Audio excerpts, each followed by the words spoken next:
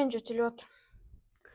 Жөтеліп жатқан болсаң, қазір мен саған әкелемін. Ата-аналар, бұл әдісті сіздер де қолданыңыз. Балаңызды тек қана антибиотикпен жүгінбей, үйде осындай әдісті қолданып балаңызға істетсеңіз, бұл өте тамаша иммунитетін көтеріп, тамағының ауырғанын басып, жөтелін тияды. Ал кеттік.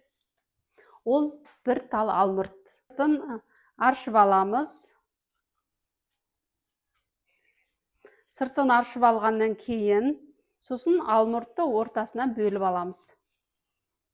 Ортасынан бөліп, міне, ұрық бар жерді бүйтіп ойып аламыз. Әбден ұрығын тазалаймыз. Міне, ойып алдық. Енді осы ойылған жерді бүйтіп кертіп қоямыз. Кертіп қойғаннан кейін таза балдан осы жерге бір қасық балды саламыз. Негізі балды сәл ертіңкіреп салсаңыздар, тіпті жақсы болады.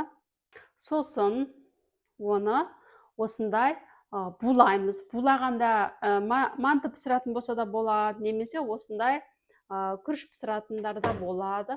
Мінекей 4 минутқа қоямыз. Мінекей осылай, міне жаңағы 4 минут буға ұстаған алмұртпен балымыз дайын болды. Кішкентайдан кесіп, олым жей қой.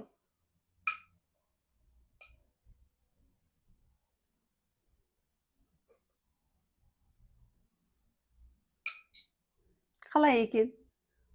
Осы ақпаратымыз пайдалы болса, жақындарыңызбен бөлісіп, ата-аналар бір-біріңізге жіберіңіздер.